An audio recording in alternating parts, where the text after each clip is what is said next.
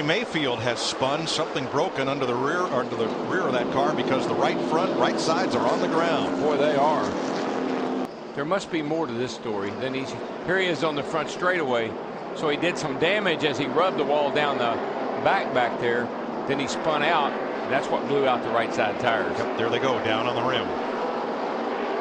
A judge issued a temporary injunction on Wednesday that lifted Jeremy Mayfield's drug suspension, saying he is free to race. District Court Judge Graham Mullen concluded the, quote, likelihood of a false positive in this case is quite substantial, end quote. The judge also addressed NASCAR's concerns of allowing someone who tested positive for an illegal drug on the track, saying NASCAR can test Mayfield constantly to determine if he is using. NASCAR has said they will test Mayfield if he attempts to qualify for a race. Mayfield said he will gladly submit to the tests. He did not make it to Daytona to compete. We bring Kyle and Larry back in on this very difficult subject. Guys, your thoughts? Well, you know, I'm not going to address just that situation. I'm going to address the substance abuse policy across the board with NASCAR. I support very, very much them being very aggressive with their substance abuse policy. Our athletes, they do not have a baseball bat in their hand, a football or basketball. They have 3,550-pound race cars with over 800 horsepower driving off into most corners at over 200 miles an hour. Then when they come down pit road, like here at 55 miles per hour, there are crew members out there on pit road. I think NASCAR has to be as aggressive as any sport out there with their substance abuse policy. Kyle, he mentioned the ball and stick sports. Yeah. You know, they have unions for their Yes. athletes. You guys do not. No, we're independent contractors, and that's why Jeremy's fighting so hard. If I believe I'm innocent on anything, I'm going to fight for it, and Jeremy is fighting for it. You've got to give him kudos for that. You got to give NASCAR kudos for standing up and saying, this is our policy, we're fighting it. We're going to have a better policy in the sport when this is all said and done. The loopholes will be closed. Things will go their way. I'm not a legal scholar. I'm not a doctor. I can't address any of those issues, and I'm not going to. But just as Larry said, this is not striking out. This is not missing a free throw. This is not missing an extra point. This is a life and death sport, and there's no room in this sport for any substance that impairs the way you drive. Jeremy Mayfield, where are we at right now? Where is Jeremy at? You know, who knows? What I'm sure of is enough is enough. Our sport has procedures. The procedures were violated. Now, for a second time, it seems that the procedures have been violated once again. And I think it's time that Jeremy and the people that really care about him need to make sure he understands that if he keeps saying he's innocent and eventually is proven guilty, how bad it's going to be, not only for him, but for our sport as a whole. A lot of drivers have spoke out and said, hey, if we know he's clean, we're willing to race with him. They're willing to take you back, Jeremy, if you're willing to do what's necessary to regain their respect. And the longer you drag this thing out, the less everybody's going to have for you. And I think he really needs to take a really serious look about what's the best, not only for Jeremy, but how about the sport? If you really love the sport that much, Jeremy, think about what the solution is. What is the best course to be able to put the integrity of the sport in front of yourself? And what's best for not only them, but how about the fans?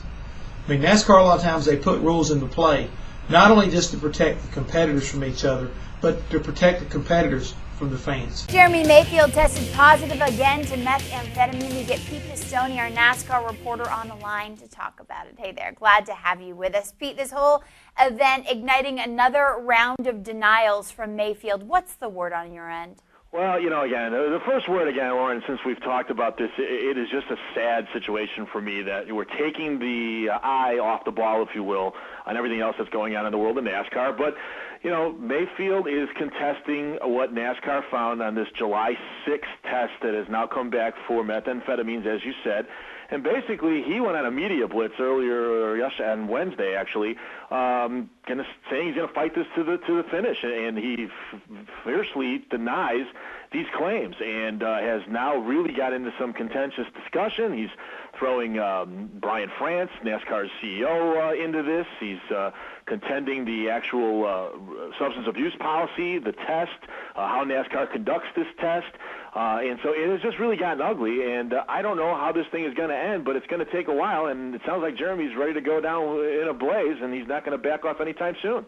He says he doesn't trust anything NASCAR says. He also says his stepmom is trying to get money out of him. That's why, she's leaking information. Has this gone too far in your eyes? Well, I mean, I think it has. I mean, now they bring his stepmother in, as you said, who testified, according to the affidavit, that she witnessed him doing methamphetamine 30 times over the last 7 years. Now, this is a woman that obviously has a very strained relationship with Jeremy Mayfield, and he came out and called her some choice words, and now it's kind of gone, really into the muck, I believe, on this whole deal. And he's got a camera crew following him around now, Lauren. He told Sirius NASCAR Radio in an interview that he did the other day that he's been filming everything about his life.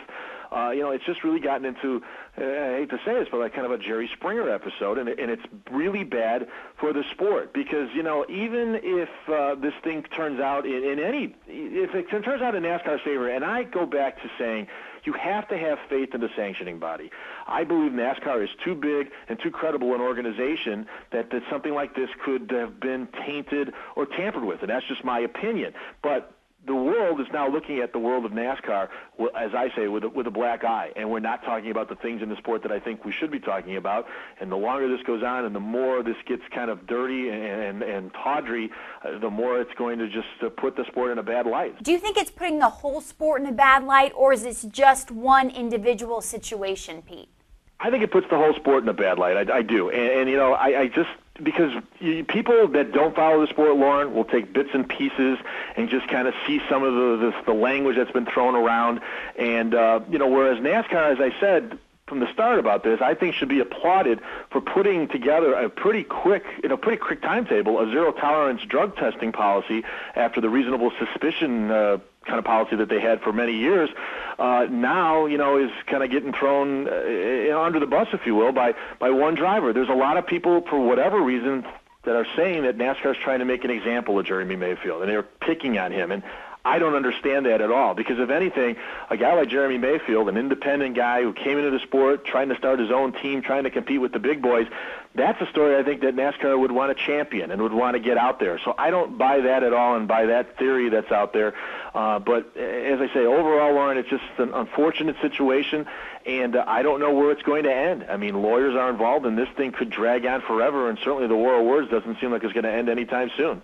That's absolutely right. What if he was reinstated? If he was in fact reinstated, Pete, who would take a chance on him? Is it safe to say his driving days could be over? What do you think? Well, I think his driving days are certainly over, and as a matter of fact, he pretty much has admitted that, Lauren. I think no driver or team would take a chance on Jeremy Mayfield in a couple of areas. One, unfortunately, because of the shadow now of him not passing this substance abuse policy. And secondly, he has had a reputation over the years. I mean, let's be very honest about this. This is not the first time Jeremy Mayfield has had a public war going on. He left Penske Racing under some kind of tense situations with he and Roger Penske. He left Everham Motorsports with some tense conversations and some relationships with he and Ray Everham. He's a guy that unfortunately has had a reputation of being a little bit of a rabble-rouser, I guess, if you will, in the garage area. And now you take it to this level, and it's almost you sort of see sort of a pattern. And I know in a lot of people's minds, they think Jeremy's a good guy. I can tell you personally, I believe he's always has been a good guy to me in interview situations, very open with his time, and not one, obviously, to hide any of his feelings or emotions, and ready to speak kind of off the cuff. But I think his career in NASCAR is certainly over, and he has said so, and he's going to fight now for his reputation overall, and he's willing to go down in a blaze of glory, as he told everybody yesterday. An unfortunate situation. Pete Pistone with the very latest. Many thank you.